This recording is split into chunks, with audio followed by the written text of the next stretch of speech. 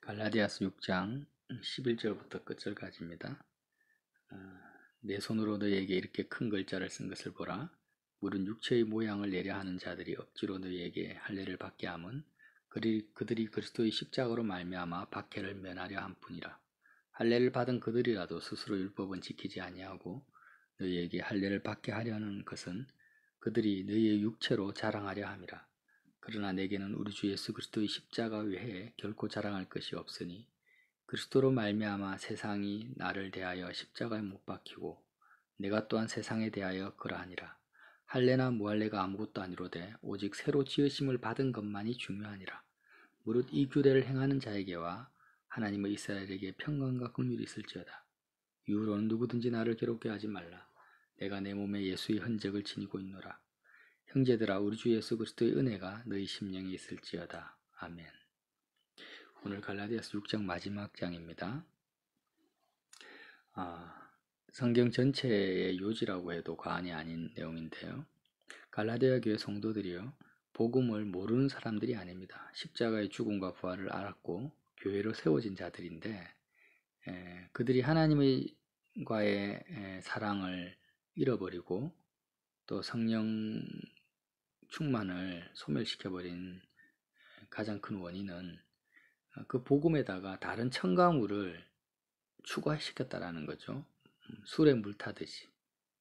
그렇게 복음 외에 다른 것이 더 부가적으로 플러스가 되어버린 것입니다. 첨가되어 버렸다라는 것. 누룩이 퍼져버린 것입니다. 그게 뭐냐면 십자가의 복음을 부인한 것이 아니라 복음도 붙들고 또한 율법을 쫓아서 율법의 행위로 또한 의롭게 되고자 율법을 하나의 잣대로 받아들여 버린 것입니다.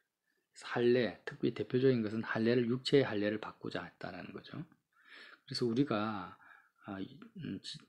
저번에도 제가 말씀을 나눴는데 율법과 믿음을 공존시키는 오류가 있다는 거죠. 율법은 하나님의 뜻이고 의로운 거지만 그러나 초등교사이기 때문에 내가 십자가 앞에까지 내가 죄인됨을 발견하는 역할을 율법이 하는 거지, 나의 삶이 진행되어져 가는 데 있어서는 결코 율법이 끼어들어서는 안 됩니다.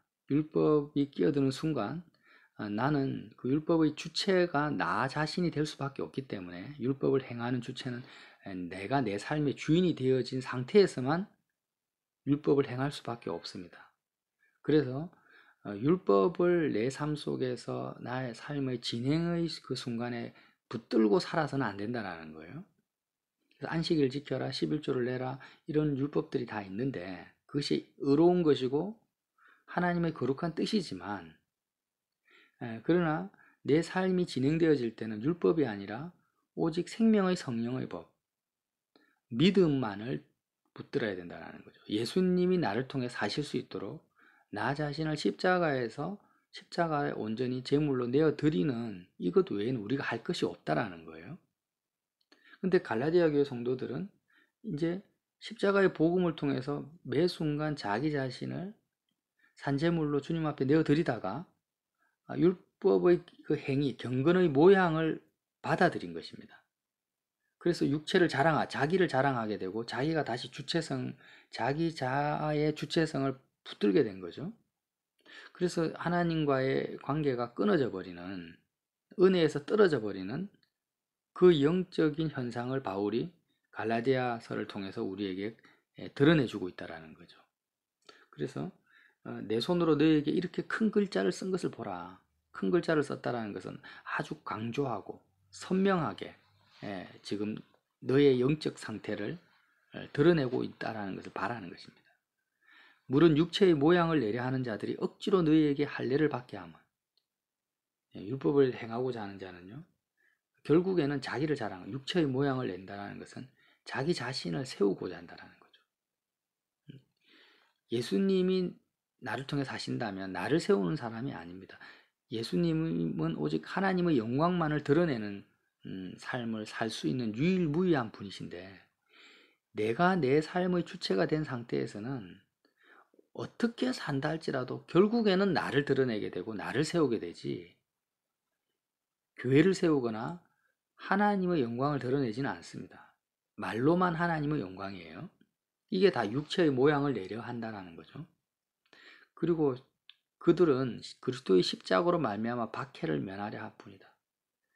십자가는 결국에는 자기 자신이 온전히 세상에 대해서 죽어버리는 건데, 그렇게 죽어버리면 세상으로부터 미움을 받게 되잖아요.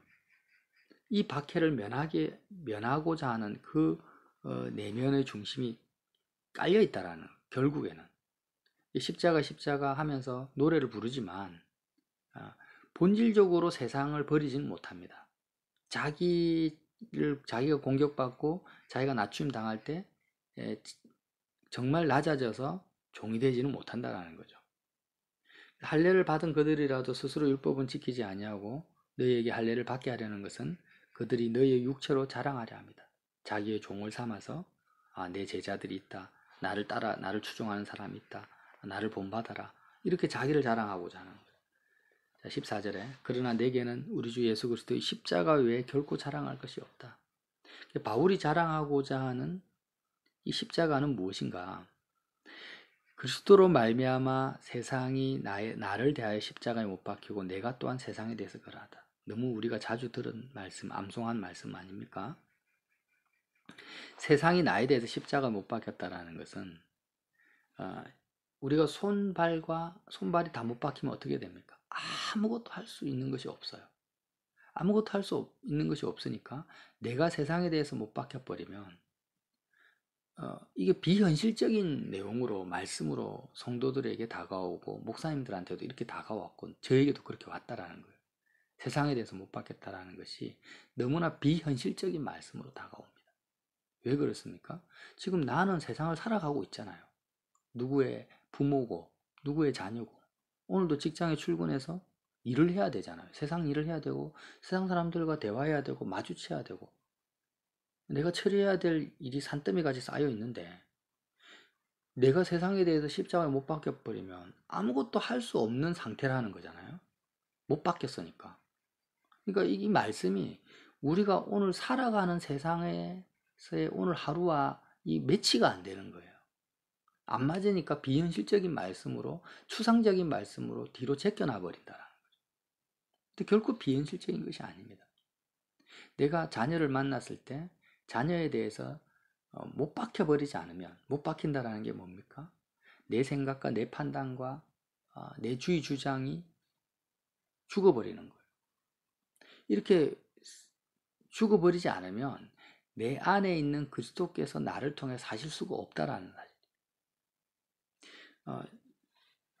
내가 직장에서 부장으로, 과장으로 오늘 하루를 살아야 되는데 내가 이 직장 일에 대해서, 직장 동료에 대해서, 오늘 하루 업무에 대해서 내가 십자가에 못 박히지 않으면, 내가 멈추지 않으면, 내가 그 무거운 짐을 내가 져버리면 주님이 나를 통해서 부장 역할, 과장 역할, 직장 동료 역할을 할 수가 없는 것입니다.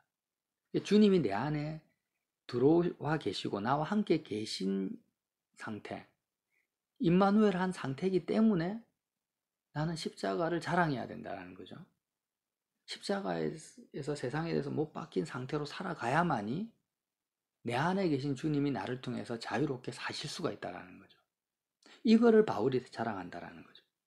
이 영적 원리를 붙들으라는 것입니다. 그래서 15절에 할례나 무할례가 아무것도 아니다.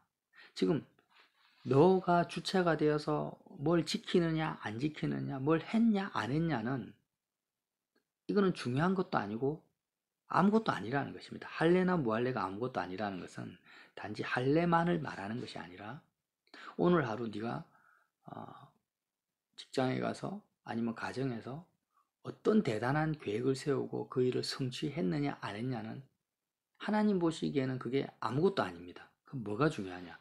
오직 새로 지으심을 받는 것만이 중요하다는 거죠.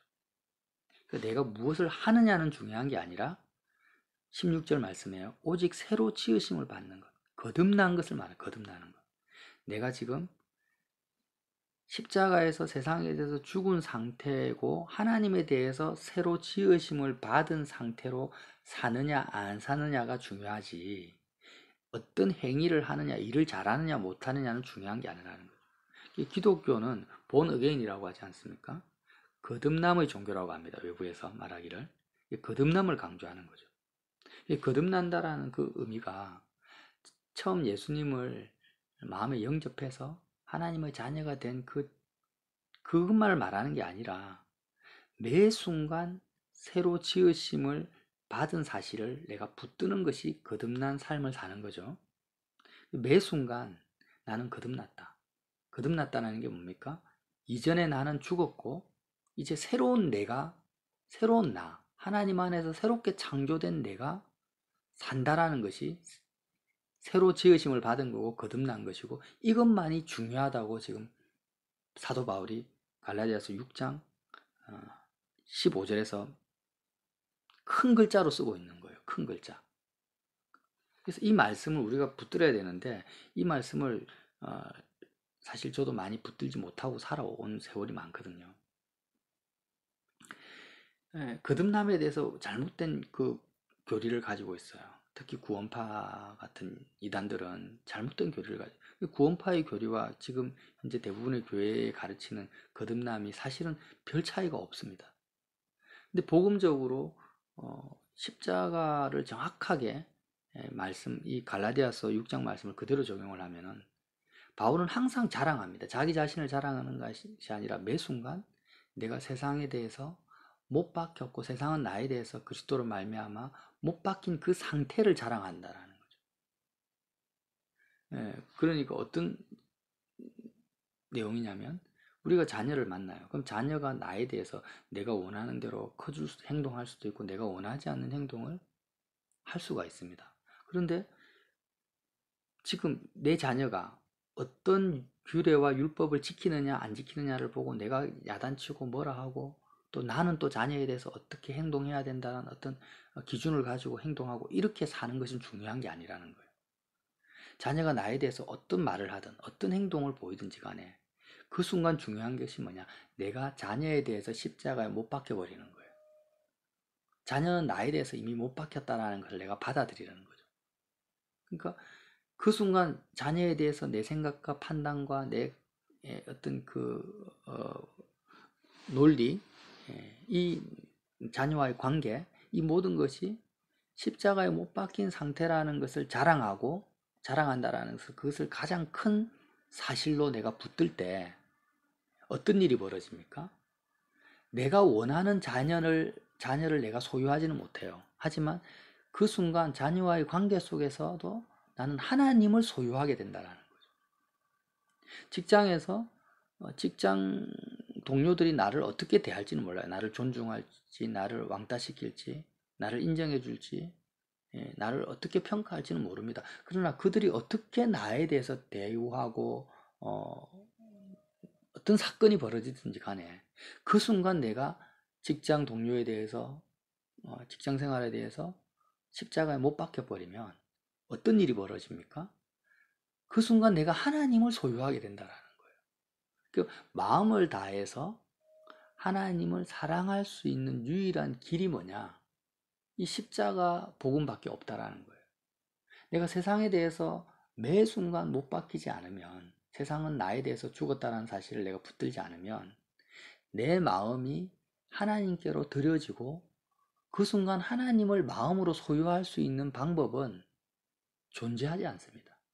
만약 그 방법이 존재한다면 성경은 거짓말이라는 거예요.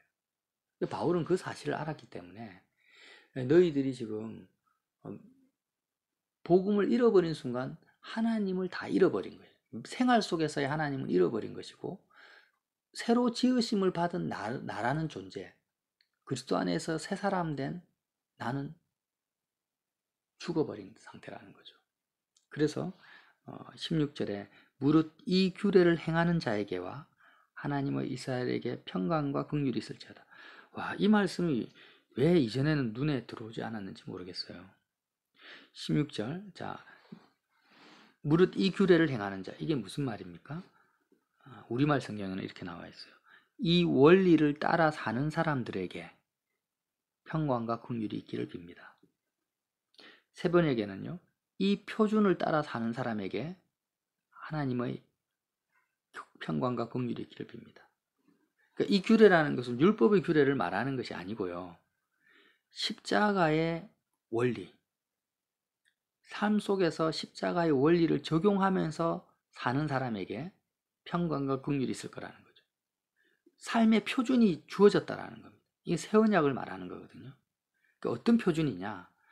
우리 주 예수 그리스도로 말미암아 세상이 나를 대하여 십자가에 못 박혀 버렸고, 내가 또한 세상에 대해서 십자가에 못 박혔다라는 이 원리를 따라 사는 사람들에게 평강과 긍휼이 있기를 빕니다라고 바울이 결론을 맺고 있다는 거. 이 말씀이 왜 선명하게 보여지지 않았는 건지 참 의아스러울 정도입니다. 지금 갈라디아 교회 성도들이요, 이 규례, 이 원리, 이 표준을 따라 살지 않고 거짓 교사들이 십자가 복음에다가 뭘 플러스했습니까? 율법의 행위를 플러스를 시켰어요. 할례라는. 그렇게 해서 결국에는 율법과 믿음이 공존할 수 없다라는 것을 제가 앞 시간에 말씀을 풀어드렸잖아요. 율법은 우리의 죄를 깨닫게 하고 나의 죄악된 모습을 보게 하는 기능을 하는 초등교사하고 몽학선생이기 때문에 율법이 하나님의 의로와 뜻을 그대로 표현하고 있지만 율법의 기능은 나를 십자가 앞으로까지 인도하는 데까지만 필요한 거죠. 그래서 십자가 앞으로 인도한 상태에서 내가 죄인으로 발견된 상태에서는 이제는 뭐가 필요하냐? 율법의 기능은 더 이상 존재하지 않습니다. 내가 그리스도와 함께 세상에 대해서 못 박혀버리는 그 순간은 율법이 나에게 해줄 수 있는 것이 아니고 예수 그리스도의 공로고 그리스도의 능력입니다. 하나님의 사랑입니다. 은혜입니다. 이 그리스도와 함께 세상에 대해서 못 박힌 상태, 세상은 나에 대해서 죽어버린 상태는 율법의 기능이 아니라는 거예요. 이건 예수님의 영역, 새 언약의 영역이죠.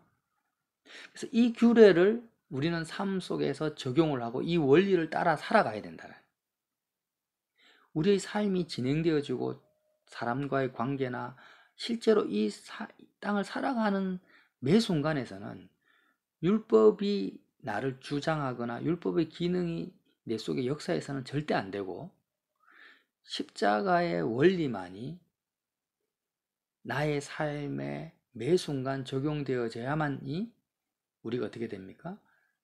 그게 바로 복음적인 삶이고 사도 바울이 말하는 십자가 외에는 자랑할 것이 없다라는 이 말씀이 핵심이라는 거죠. 그래서 자녀들에게 율법도 가르쳐야 되고 초신자들에게 율법이 뭔지를 가르쳐야 돼. 십계명도 가르쳐야 되고 하나님의 선하신 뜻이라는 걸 가르쳐서 본인의 죄인됨을 깨닫게 해야 됩니다. 그렇지만 결단코 우리는 어떤 원리를 따라 살아가야 됩니까? 어떤 규례를 따라서 살아가야 됩니까? 율법의 어떤 규례를 따라서 살아서는 안 됩니다. 안식일을 지키라 해서 내가 그걸 한번 지켜보려고 애를 써서 쓰게 하거나 그 규례를 따라서 살게 만들어서는 안 된다는 거죠. 오직 한 가지의 표준과 원리만을 갖춰야 되는데 오늘 바울이 말하는 것처럼 무릇 이 규례를 행하는 자, 이 원리를 따라 사는 사람. 어떤 원리요? 예수님으로 말미암아 내가 세상에 대해서 십자가에 못 박혔다라는 거예요. 매 순간 모든 관계, 모든 사건에서 나는 세상에 대해서 이미 못 박힌 자다. 내가 손가락 하나 까딱하고 내가 내 판단, 내 생각을 입에서 내뱉는 모든 것이 다 뭐라는 거예요? 그게 예수님이 나를 통해 살지 못하도록 행하는 반역이라는 겁니다. 복음을 거스리라는 거예요. 그러니까 매 순간 나는 오직 한 가지만 하면 됩니다. 그냥 세상에서 못 박힌 상태, 내가 새로 태어난 상태로 거듭난 존재라는 것을 붙드는 거죠. 정말 주님이 살아계심, 주님이 나를 통해서 행하실 것을 믿는 거죠. 그리고 나는 세상에 대해서 죽어버려요. 죽는 그 순간 나는 마음을 하나님께로 보낸다라는 거죠. 그래서 자녀를 만나거나 직장 생활을 하거나 병들 때나 모든 성공할 때나 이 땅에서의 모든 순간에 하나님을 소유하고 하나님을 가질 수 있는 유일한 길은 이 원리, 영적 원리, 십자가의 붙드는 영적 원리 외에는 없습니다. 다른 길은 없습니다. 예, 내가 사업을 합니다. 그럼 사업이 잘 될 때도 있고 안 될 때도 있죠. 그러나 그건 잘 되고 안 되는 것은 중요한 게 아니라는 거예요. 할래나 뭐 할래가 아무것도 아니다. 네가 지금 사업을 하는데 그 사업이 잘 되느냐 안 되느냐, 그것은 중요한 게 아니다. 지금 그 말씀이거든요. 그럼 뭐가 중요하냐? 오직 새로 지으심 받는 것만이 중요하니라. 15절에 나와 있잖아요. 오직 새로 지으심을 받는 것만이 중요하다. 지금 네가 어떤 사업을 하느냐, 잘하느냐, 못하느냐는 중요한 게 아니라 지금 사업을 하는 너 자신이 세상에 대해서 죽은 상태냐, 그 사업에 대해서 죽은 상태냐, 그리고 예수님이 너를 통해서 사실 수 있는 상태냐, 새로운 피조물로 사업을 대하고 있느냐 아니냐가 중요하다. 이것만이 중요하다는 거죠. 왜 그렇습니까? 사업이 잘 될 때도 우리에게 중요한 것은 하나님을 소유하는 거예요. 사업이 안 될 때도 나에게 중요한 것은 하나님을 가지는 것입니다. 세상은 다 썩어 없어질 것이고 불타버릴 거니까. 그래서 거듭났다라는 것은 우리가 어떤 내용입니까? 처음 예수님을 믿을 때 상황은 하나도 바뀐 것이 없습니다. 뭐 내 환경이 바뀐 것도 아무것도 없어요. 내 육체가 바뀐 것도 없습니다. 그런데 우리가 거듭났을 때 너무나 기뻤고 평강이 넘쳤던 이유는 그때 하나님을 내가 소유했다라는 것을 느꼈기 때문이지 않습니까? 하나님을 가진 그 기쁨이죠. 하나님을 소유한 기쁨이에요.